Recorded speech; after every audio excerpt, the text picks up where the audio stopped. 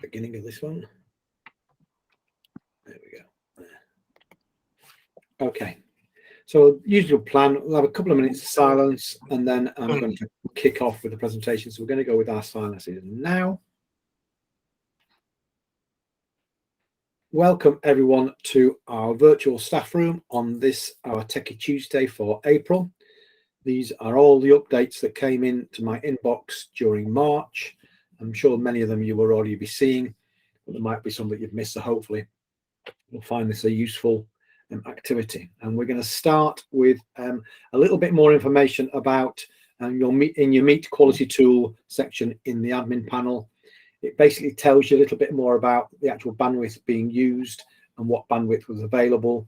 So it just gives you a little bit more information about all of those kind of Meet quality tools that you've got at your fingertips. Just gives you a little bit more information to allow you to make some plans about where the blocks might be and what things aren't working to the level that you want. So that's the first one.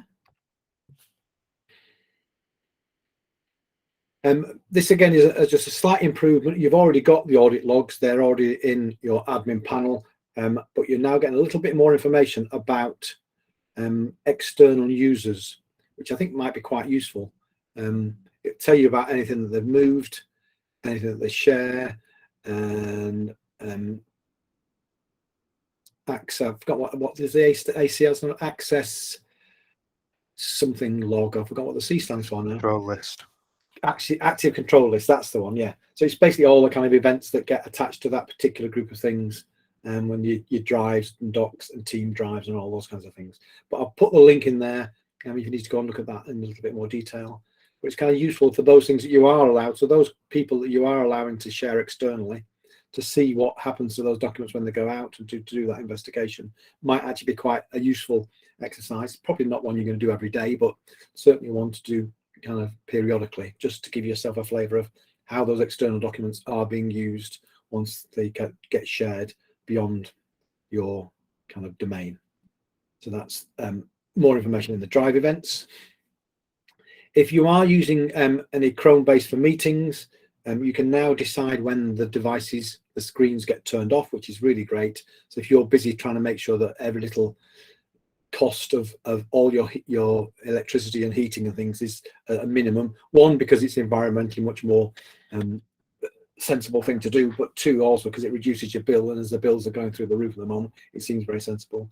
So you can actually set it so that actually it will turn off according to or turn on according to these rules, and then turn off when it's not in use, and so on and so forth. So it gives you a bit more control if you're using Chrome based for meetings, that is. I mentioned this one. It's actually a user interface. I mentioned it yesterday. It's about you setting your status and other people seeing a bit more information about what your current status is, and it will tell you if you are on focus time, if you're in a meeting, or if you're out of the office as well. So it gives the person a bit more information, but those things have to be turned on for you in the admin panel. So you as the admin person would have to go in and decide, is that information being shared, so that when someone set their status as unavailable, the person that looks at that will see it a bit more, and you get that information in the Google chat. That's already started. I mean, over the last few weeks, because we've been on lots of conferences, lots of my colleagues in the C-Learning team have been available and unavailable for all sorts of different times. So when you go to chat with them, you can see instantly that they're not available, and you can actually see the reasons why they aren't available. So it's actually a really handy little bit of additional information that means, well, I won't bother messaging them now. There's no point, because they're in a bit of, I now know where they are. So it's a really useful tool, for us certainly, and a nice little addition to Google Chat. And one of the many improvements that are going to keep piling into Google Chat more and more as they take off some more of the functionality out of Google Currents and put them into chat and things, and general improvements in chat as well. So that's what that's about. Oh, that looks like there's a repeat. I must have copied that twice. Noise cancellation in Google Meet. This is extending out now, and what it means is that anyone that's in the Google Meet, if you're on an Education Plus or a Teaching and Learning upgrade, anyone can make use of the noise cancellation functionality within the Google Meet, which is quite nice, so that they all get that. So if you are on a call with someone in a noisy environment, then they can turn on noise cancellation, and it should reduce all the background noise. I think it's set, the way they call it is reduces anything that isn't a voice, I think is the phrase they use, or that isn't speech. So it kind of recognizes that speech, and anything that's kind of background noise that isn't speech gets filtered out. So, but Education Plus and teaching and learning only. So that's those, which is great. And again, setting inside the admin panel for you to decide to turn that on. But on the turning on, the tick box is saying that it's on automatically at the beginning of every call. So that your staff don't need to worry about setting it. It's just on automatically if you've got the upgraded licenses. Again, I mentioned this yesterday. This is for kind of admins and developers, I suppose, and it just is giving you a whole load of kind of things that you can call on with the APIs and code to generate greater functionality within Google Forms. I was thinking about this last night actually, because someone else was like, oh, there's a friend of mine who runs a local Air Cadets, and he's kind of trying to move them to Google, and he was asking about some functionality in Forms. And I'm wondering, it's almost like a really clever, neat tool for Google to help develop even better functionality in Forms, just to monitor what people are doing, what bits of functionality are they building in that currently isn't there using the APIs. It might be quite handy for them to know. So we might see some of these updates appear as updates generally for everyone, which would be quite nice, because there's still more work to do there. But it allows you to use the APIs, but you know, your developer, if you've got one, can build additional functionality. You can see the list of things there about how you can manage the information that you get about, you know, getting responses from quiz grades and how you manage it. It might be that there's scope, I don't know this, but there might be scope to think about exporting it and then importing it somewhere else, maybe into your MIS system, who knows. But to be discovered, because this is just recently being released. So again, if this only applies if you've got Meet hardware, so if you've got a video conferencing rule that uses Meet hardware, all of the WebEx interoperability is already there. So if you use WebEx as your video conferencing tool, you can already use that instead of Google Meet within a calendar item within Google Meet hardware. But it now also works with a Google Meet hardware that's got a remote control. It didn't until recently. You have to do it on the interface and the little screen that comes with the device. So now you can use the remote control to gain access to that and access the drop down and things. But again, that's disabled or enabled by the admin by OU. So if you want to turn it off for whatever reason, then you can. It seems an odd thing to do if you've got the kit and you are using WebEx, why you would turn off remote control functionality, I don't know, but the option's there should you want to. Okay, security investigation tool. You can look at how people accessed and what they did with emails once they've got it, and you can see the list of things there about attachments and whether attachments are downloaded and things. So if you know you've been alerted to a breach in security and you want to explore further, you can actually go and find those offending emails and work out precisely what did happen and whether actually there was a risk or a breach of any kind. So that I think is a really useful additional tool, and one that's available to admins, but only Education Standard. So that's the kind of security one, isn't it? And Education Plus, which is the full bells and whistles, but not in the teaching and learning and not in fundamentals. And it's inside the security investigation tool. You might already have seen this if you're on a paid license, that basically every meet that you join will now give you a report of attendees. It's managed by OU, so you can turn it on and off again as with other tools, Teaching and Learning Upgrade and Education Plus. I mean, it's an odd thing that it says 2 or more. Of course it's 2 or more. I mean, unless you're a very sad person like me that goes into meets on their own to record some piece of functionality, the chance of you actually being in a meet not on your own is a bit wild. I'll come to the questions at the end, Dave. I've just seen your question pop up. We'll deal with them at the end. So yeah, so that I think that's good. It was originally or before now it was 5 or more people, whereas now it's a complete record. If the person is outside your organization, you get some of their email information asterisked out to protect it, so you can see it's a legitimate email address, but you don't get the full details, so you don't get all that information. but you get when the person's name, emails, internally full email, externally part asterisk, and when they joined and how long, when they left and how long they were in there. I think those are the things that you get within the report. So this seems to me that quite a useful additional tool. I was reading, I got distracted by reading this earlier. It looks a bit like, almost a little bit like the kind of data loss prevention rules and your regex and your codes there, because you've got two options now. You know, like when you're searching in your admin panel for it within a particular area, and you've usually got a series of filters at the top in users or in your Chromebooks or whatever it happens to be, in your audit logs and things. There are filters you can apply. You can still do that, but, and the picture here shows you this, you can actually also set a condition now. So you can say, these are the conditions that need to apply, filter and find those particular emails. So without necessarily having to click down through all the filters, you can actually build your own conditions, which is quite nice. And there are now 31 different sources of data that you can filter or condition on, which is quite nice. There's a significant increase this month. I can't remember how many more were added, but it now totals 31. So you've got a much more sophisticated investigation tool there in the audit log about things that have happened. So that's that one. That's good. So Google Meet management settings for admins, things that you can set in there as automatically on or automatically off. Again, I'll cover all the questions later. And this is an odd one, but it's kind of setting a default rule for an OU saying that in that OU, no one can turn on the Q&A. It just seems a bit odd that's an option. I'm not quite sure quite why they would do that. I would leave it to the host, because it's only the host that has got control to turn them on or off. But they are now there. So if you can, perhaps we'll talk about, is there a use case for it afterwards? But those four things can be set to off automatically at the beginning. Now, clearly the host can still turn them back on, and it could just be to protect anyone entering it, particularly if it's from outside the organization. But you've got the option, should you want to turn chat, the option to present, polls and Q&A off, and by default for all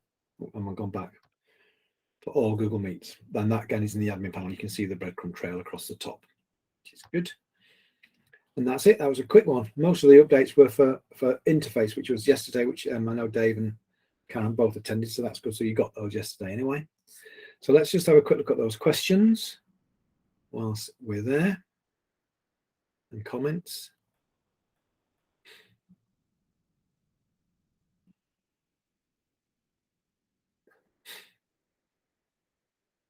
Do you know what is visible before you make any changes?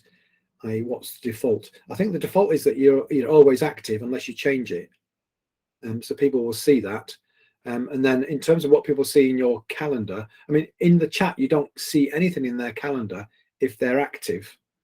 So I've got Owen. I'm looking at Owen now. It doesn't tell me anything at the moment about Owen's status other than the active bit at the top. So it's just defaults to active.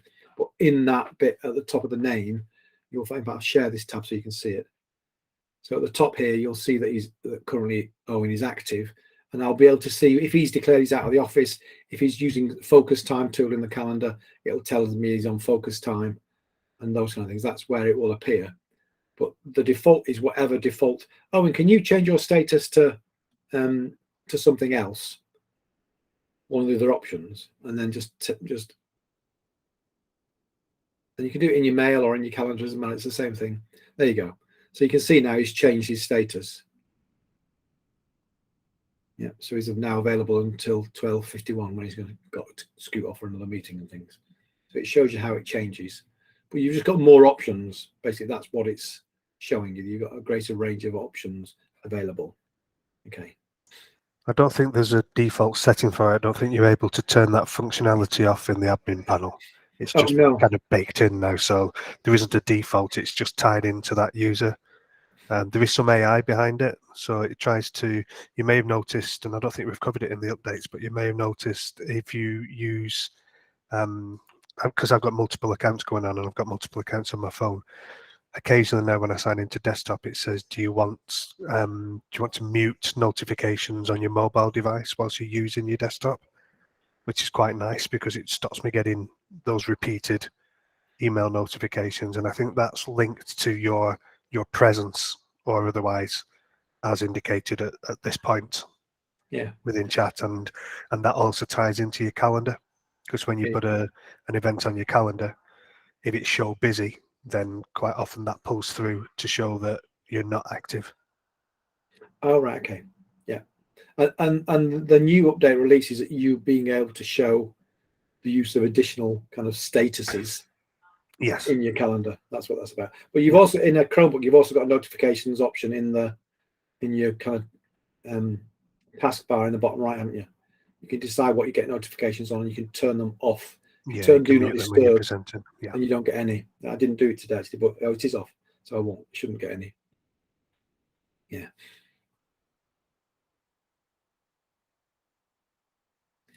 So the next question from Dave, and I haven't found this to be the case. It's turned on for me.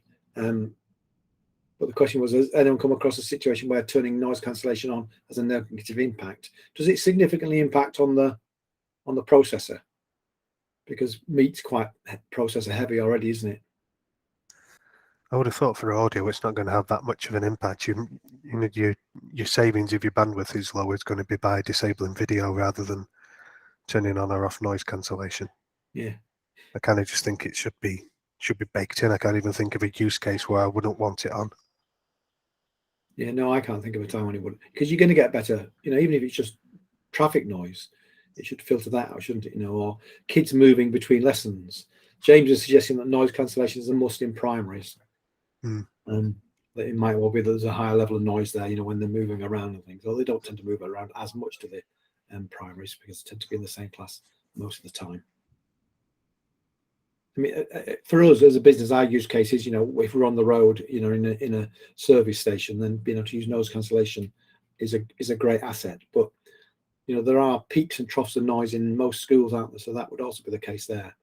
Changeover of lessons and things. I was just mentioning the primaries because I have a lot of meets with primary schools where the only time they can have a meet is during lunchtime and break. And of course, in primary schools, lunchtime and break are very, very noisy times. Yeah, that's true. That's definitely true. Okay, good. Moving on. So I can't remember which of the updates was the always on question, Dave, or have we covered that? Yeah, we've covered that. Sorry, I've noticed that it's not available in our admin panels for either of our domains yet. So I'll keep an eye out for that one. But the question was around whether there was a good reason not for me to turn it on for all users as default, because I think that's what I'll do. Yeah. Let me just go back.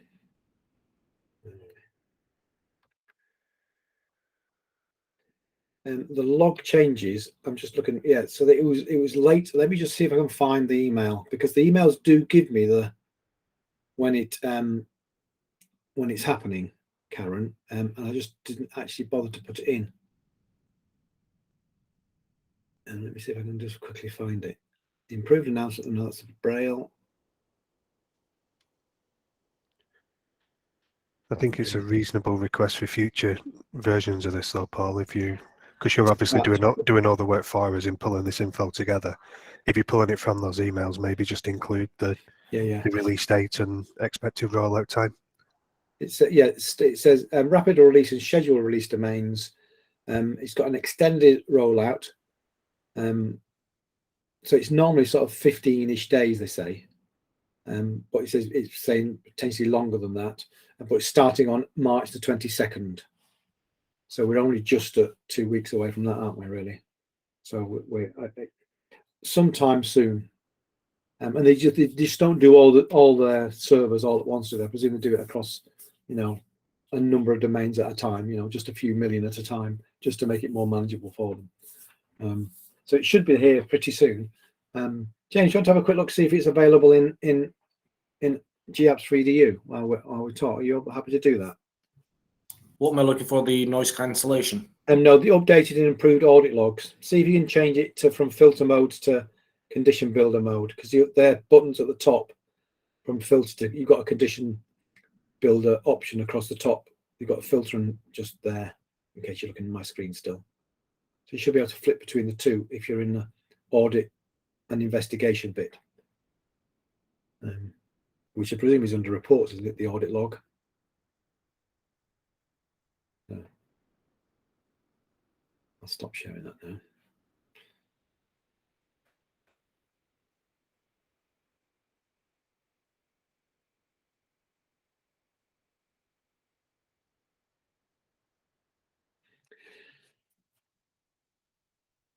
Google Meet management settings, are these on or off by default? You know, now you've said that there was one that I think I put on by default and then off by default. One from yesterday, one from today. I need to meant to check it and didn't, so I might have got that one wrong. Yeah, it's now stating on our GAPS 3DU audit logs now merged with the investigation tool. So you've got across the top there, create activity rule, create custom chart, and discard search. So, and have you got the option to do it as a custom build, as a condition builder? So look. Yes. Yeah. Okay. So I can add conditions. So it's on our training domain currently. So if it's not there yet, and what was the breadcrumb trail you went through, James, to get there? Just was it reporting then audit? Is that the way it went? Audit investigation rather. It's gone. Yeah, it looks. I'm trying to read it's very small. It looks like it on my image on my shared slide, and which I'm no longer sharing, but it says reporting, then audit and investigation as the next option. So if you go into your reporting tab in your admin panel, you should be able to see, and you'll see the filter and condition builder across the top to say you've got it. Investigation, security investigation tool, draft investigation is the route that James took. Yeah, that's the same for me, and it's on. Excuse me, it's on one of my domains and not on the other. So it's mid rollout. Is that one? Yeah, and the email said it was going to take a little longer, Karen. So it could, you might. It feels like it's probably going to be somewhere in the next week or so. It's normally 2 weeks, and we're already at 2 weeks, so maybe in the next week or so. It's pretty obvious when it's landed. It actually changes your drum tail. So on the domain that it's on, I go to reporting and it's under audit and investigation. And on the domain that it's off, if I can find that, let's find the right one. No, that's the same one I just looked at. Excuse me. I'll get there eventually. Have you used a computer before? I have, but I'm signed into 4 different Google domains at the moment, so it's a little bit confusing. Yeah. On the one that it's off, it just says reporting audit. So you'll know when it's changed because reporting audit changes to reporting audit and investigation. It's quite a visible one this time. Okay. Excellent, good. And then the last question from Karen, is there a list of chat spaces that people have joined that are worth joining, accessing? That's a really good question because generally they don't tend to be public. Now clearly currents is, and if they're saying that currents is going in June 2023 and all that functionality is going to go into chat, then you're going to need to think about how you make those chats public so that it does do some of the functionality that currents currently does. So is that the name of a chat as a suggestion, Ian? Yeah, the Ollie Trussell sent out a thing. That the trouble is, I'm not sure whether that was one that was just linked the partner one to partners rather than customers, but probably it's a partner one. But we could ask Ollie whether there's one for sort of admins and Google customers. I guess the other one, Dave. Do you think any of the GG groups help sort of IT? Yep. That's exactly what I'm typing at the moment. Sorry, there's one called Global Gag group there. Sorry, Global Gag Google admins. It trips off the tongue as you can see. Absolutely. How many G's can you get into this? Exactly. But yeah, it's a fair question. How do you get on them? Because you kind of need to know somebody who's on them already. So, Karen, if you want to join that one, just let me know your email address, and I will. I think it's Pete Horner who controls that one, so I will ask him to add you to that if you want adding. Yeah, and that's the ring. You need to be invited. Although, if you remember from the updates yesterday, you can now set it so that people can join with a link. So you could just be sent the link, and that would also allow you to join. But they do need to get their head around that. And that the one that you mentioned, in GCPA, I've already asked. It's partners only. Okay, no, that's fine. But the GG Google Admin one, Karen, I think that's obviously a good one to get involved, because sometimes they share sort of different things in the different groups. But I think there might well need to be a different mechanism, aren't there? Now they'll all need, if currency's going, and what normally happens, because currents, GG have currents spaces, don't they? So if that's something that happens there and it's going to happen in chat, they'll need to think about that mechanism. To click the invite to join, and then it to be moderated by someone to allow you in, because you don't just want anyone joining, do you? You want to be able to control, because you'll get that DJ from Brazil that likes to join our meetings, joining all these these chat groups, which you wouldn't necessarily want. So it's one of those things, you don't know what you don't know. No, as this develops, it's a really good one. I'll make a note. I'll keep my eye out for good groups, because we need to see how that develops over the next year and a bit. Particularly as now they're sort of obviously focusing on chats and spending a bit more time on making them better. Yeah, absolutely. Yeah, I think you're right, because it would make a big difference, wouldn't it? So I will build into these updates that happen each month any I find that are useful, and then if I can find a contact for you to request to join, then I'll get that from them as well. Yeah, that would be great, Paul. Yeah, excellent. Any thoughts about any of the updates you've seen today? Any that are particularly exciting? Any you're pleased have arrived? Any you're still waiting for?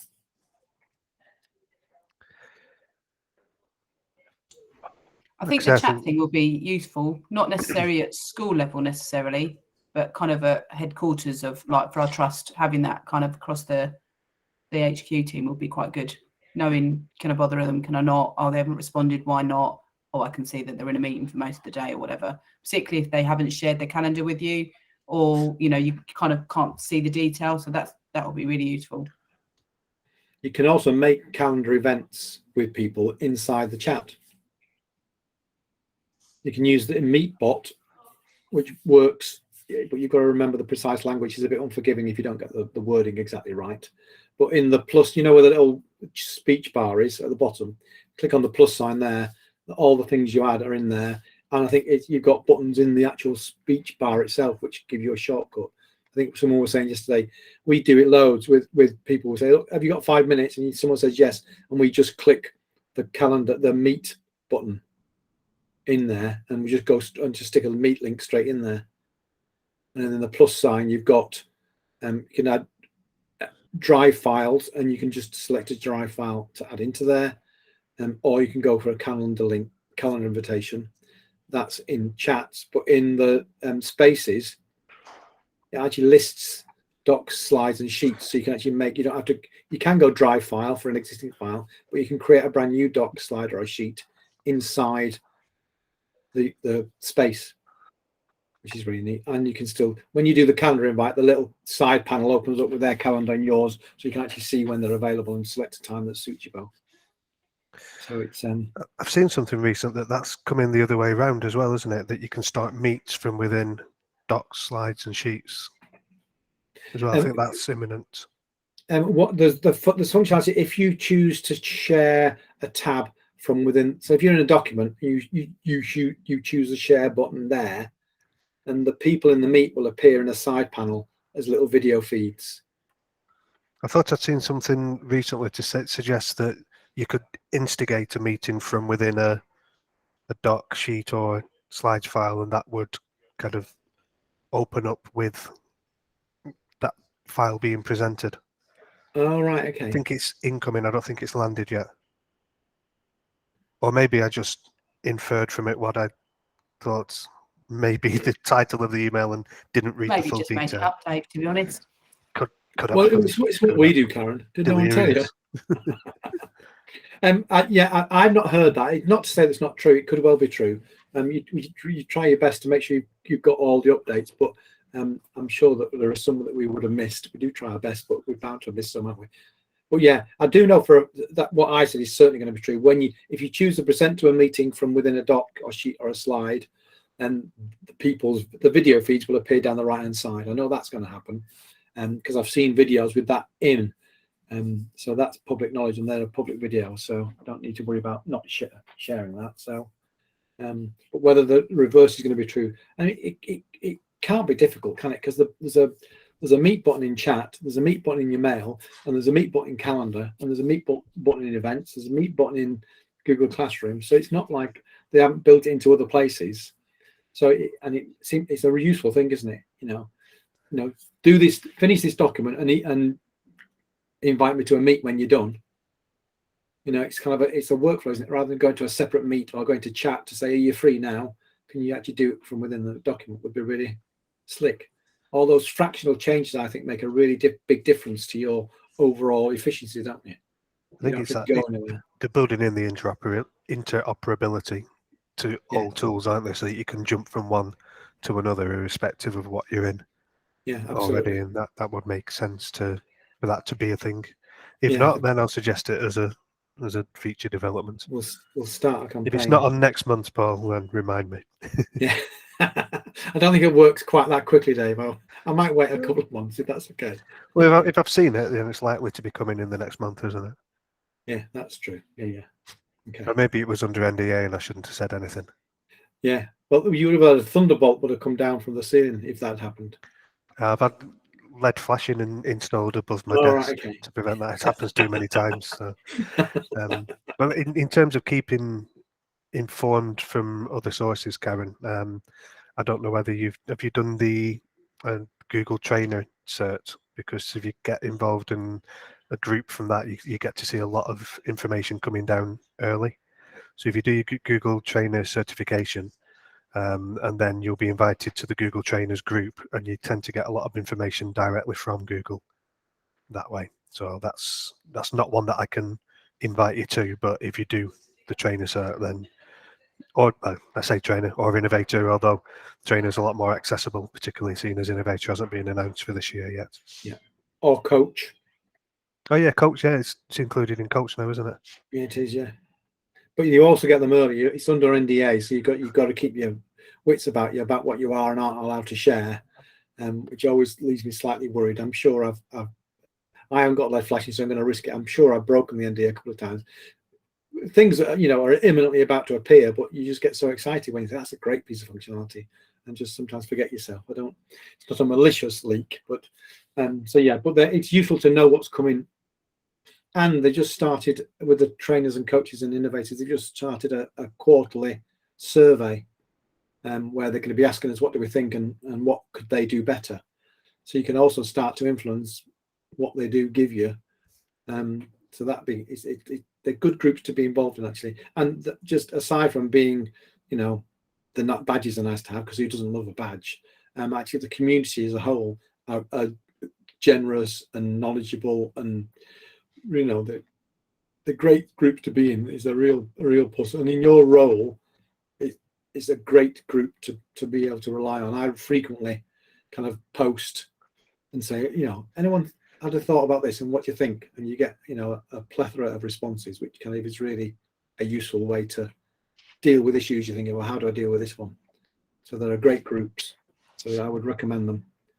And the best tool for keeping up to date with new changes, I find, is that I think it's on the first Monday and Tuesday of each month, or first or the second. There's this really useful guy who brings all the changes together and presents them in a Google Meet at lunchtime. That's a great idea. We should do that. Yeah, Paul, I think he's called. He's really, really good. He does all the work for us. I mean, joking aside, are there things that you've missed, Dave? Because I think I would have thought, are there things that you've missed, Karen? Because you're in the admin panel all the time, aren't you? To be honest, I'm not in the admin panel all the time. I go in occasionally when something's needed, and we see so many of these emails come through from Google, and you try and take it in and act on the ones that you think are relevant, but occasionally, just through kind of cognitive overload, you do miss actually taking in something that's coming. So this, for me, is a really good roundup of all the changes that have come in the previous month. Good, I'm pleased. Yeah, so just definitely valuable. Yeah, I was just going to say on that, camera on. Look at me go. Yeah, look at that guy. Who says I don't know, Karen? How dare you? Don't worry about camera on, Chris. It's all right. No, I was just going to say that, yeah, I get a lot of positive feedback, Paul. I know I've mentioned this before, but from people who like all the updates in one place, but they also then share that around with various members of their team. So, yeah, I think it's something that is incredibly positive. This goes out to just over 200 people now. The sort of the updates that I send through, and it seems to be growing in popularity. So yeah, definitely something that needs to continue. Absolutely, it's one of our most popular virtual staff rooms, I would say, Paul. Excellent. So did you see the note, Karen, that we're going to the end of the week on a daily basis, and then from post-Easter it's going to be kind of named virtual staff room events only. So the updates will continue, the Merlin Minds will continue. If we've got a significant product update or a new product or a new theme we want to explore or a guest visitor that we've got on, then we'll build in those, but they will not be happening every single school day after Easter. I think that these, we get good numbers in these, which is great, but generally lots of other days, they're great staff meetings because the team meet, but lots of external visitors aren't appearing anymore. So I think it's a time for a change. It's not going to go. It's just changing how it functions. So, did you see that message, Jonas? I posted it on LinkedIn. I think it's been gone in FE News and things. So, Jonas must be on a call.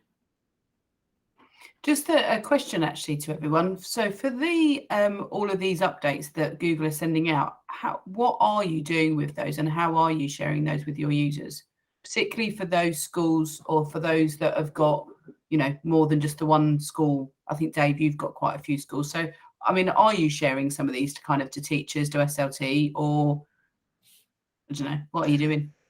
So do you want to say a little bit about what your list comprises of, Chris? Yeah, I mean, for me, I'll send lists out to the majority of, well, they tend to be the IT leads or people who've actually come to us looking for Google Workspace, one of the paid editions. And from there, that is then expanded out. If anybody, like for your good self, Karen, if you said, oh, can you copy Chris in, at TCAT, I'll just do that. I'll just add them into the list. Andy Eastcrab, who was on the call the other day, he does that himself. He takes our slide decks, adds a few notes in himself, and then forwards them on to the staff at the school. So a bit of a mix, really. What do you do, Dave? Because obviously you're looking after, 5 or 6 schools there, however many it is now in that trust. Everything through you, or do you pass it on to other members of staff? I share it with my IT team and they listen, and then I share it to the wider staff and nobody ever responds. So I shout it into the void, and to be honest, in the end, I've just started sharing the videos of the Monday session that you guys do, and posting a link onto our portal for that, so that people can choose whether to or not, because I think it's difficult, isn't it? You want to strike a balance. If there's something that I feel is definitely going to be of relevance and is definitely going to improve all staff's lives, then I will share it. I'll purposely send an email out or whatever it is to share it. If it's incremental changes or little bits in the background that don't really affect everybody, then I tend not to share that, because what I don't want to do is what I've just described from Google and be just a noise in the background, and sometimes you're in danger of missing important info, aren't you then? So yeah, if there's something important to either all staff or to a particular group of staff or even one person, then I'll get in touch and say, hey, have you seen this? I think this might be useful for you. If you want to talk it over, give us a shout and we'll run through the functionality. But as a whole, one of the things I did look into doing was setting up a newsletter. But again, it's trying to find the audience for it, because how many people working in schools have got time to sit there flicking through an IT newsletter? So I tend to be more direct with my interventions there and say, hey, this functionality's come out that I think will be good for you, Chris. If you want me to run through it, let me know. But so you're literally sending those messages, some of those, to literally kind of like all staff? Only the ones that are, I think, particularly relevant, that are a change to a tool that all staff use. Okay. Karen, do you know about our YouTube channel? Yesterday's update and today's update will go on the YouTube channel.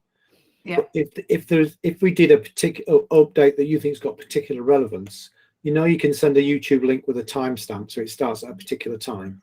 Yeah, I think the difficulty for my trust is that there's so many of them. There's 45 schools plus a centre, and obviously, and that's a combination of primary and secondary. So I don't know, even Google Classroom, a lot of the secondaries use it, but many of the primary schools don't. So any updates in Classroom won't be of value, aren't of interest necessarily, because they're not using them. Although again, that's not all primary schools. Some of them do use it, more so probably for homework and things rather than actively using it. Obviously during lockdown, everybody used all of it.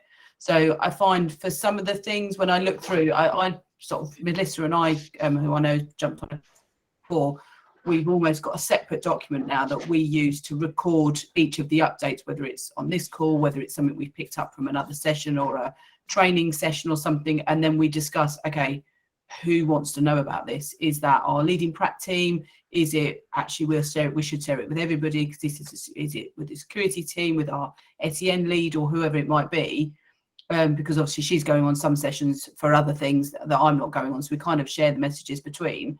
But we have got to the point where there's a lot of things that actually that would be really good to share with all staff, or with at least with all teaching staff. But we currently don't have a forum to do that other than sending an all staff email, which is, I don't want to say frowned upon, but isn't really what I think the trust would like us to do.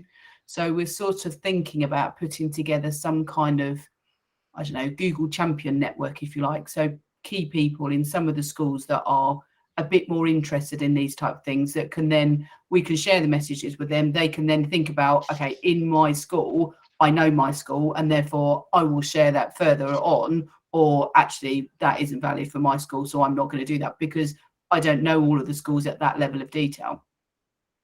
So it's just interesting to see how others are actively sharing the information to end users, really, where you've got SEN and there's, accessibility stuff. I can share it with that person because I know I've got someone in place. But to get to that end user teacher to say, this is something great, you should, I don't know, a new feature that of something you're not using or something you might be using, and this is the add-on bit or the next bit.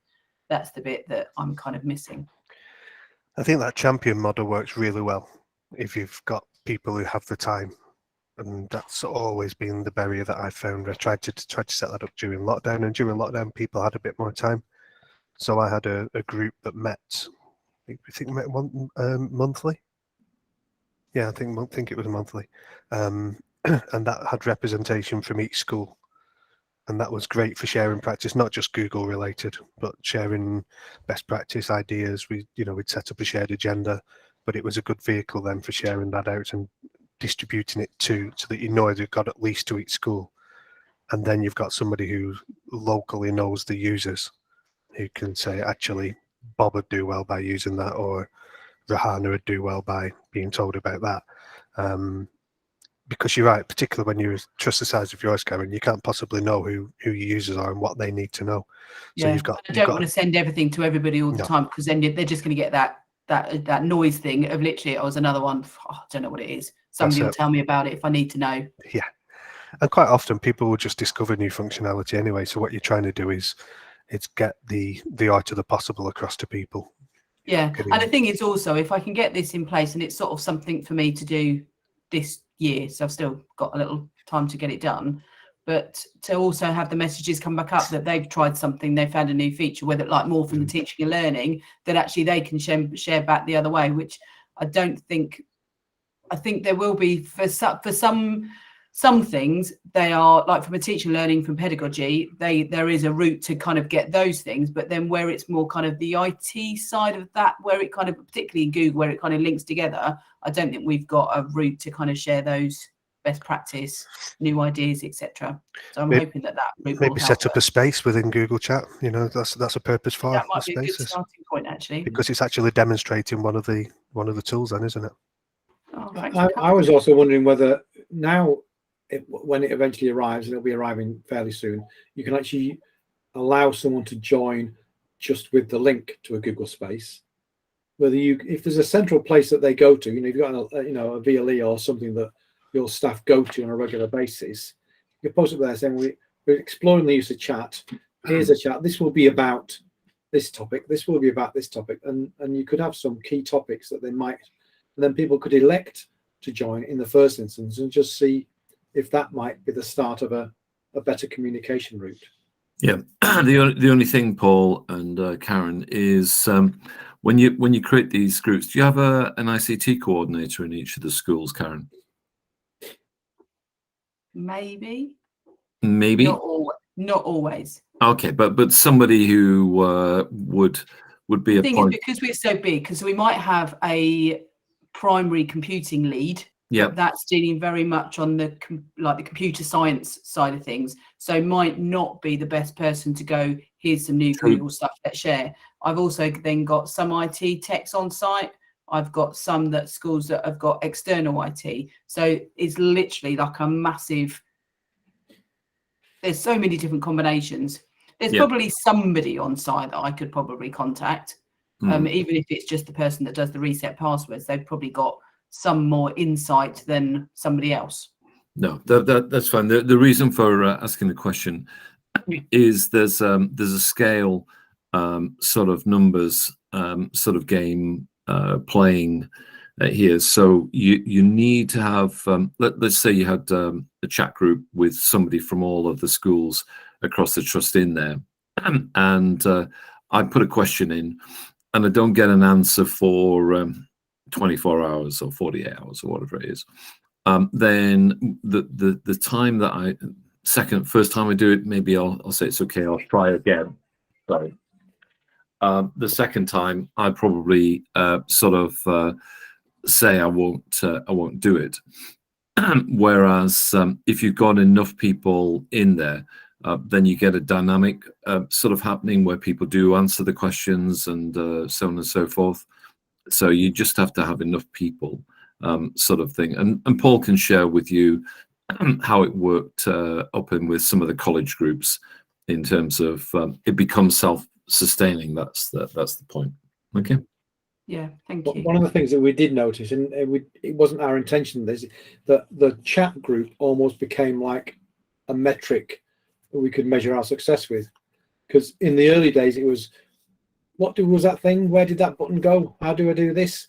And actually, a lot of the chat groups now that we're still in, even with some, when the contract is even finished, the conversations are much broader than that. And they're doing what you were talking about. They're doing, I've just done this with my class. It's a great idea. Here it is. Here's the resources. To, what's the best tool for feedback? So they're much broader, bigger questions than the kind of the clicks and bricks, which is where it started. So it's been interesting for us, which we didn't anticipate, interesting for us as the supporting organisation to see the change in kind of focus of those groups. But they do need, early days, they do need driving. So I will be posting into some of them 2 or 3 times a day just to try to get a response.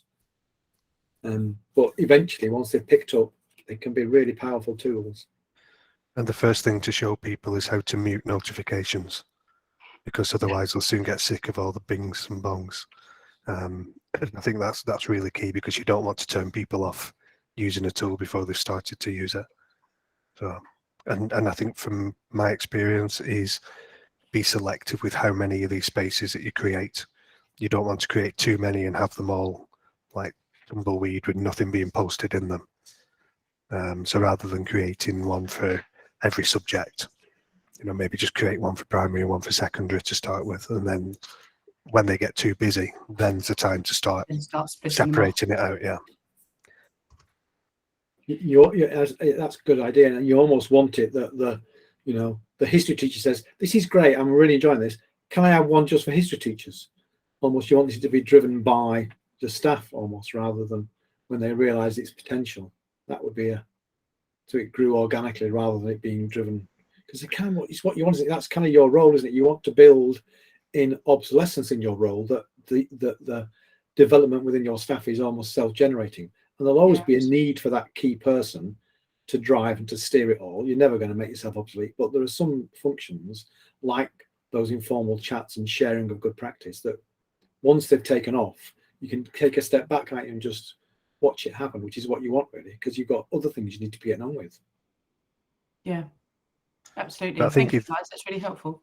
And if you sell it as I mentioned yesterday, as kind of the more professional WhatsApp, and so it's WhatsApp but with links to be able to share your Google files and everything, because you're always going to get. I mean, you mentioned history teachers, particularly with history teachers, you're always going to get the WhatsApp group, aren't you, where they're sharing things that are inappropriate to be shared within a school context, or slagging off the colleagues or whatever it is. That's fine. There is a space for that, but I think if you use chat and no, absolutely, and again, it's contracting, isn't it? You've got to make clear what this is and what this isn't from the offset. So this isn't intended to replace your WhatsApp group with your mates from work, where it's a free space to say whatever you want. This is actually going to be auditable. We can go back and we can see what's in there if needed.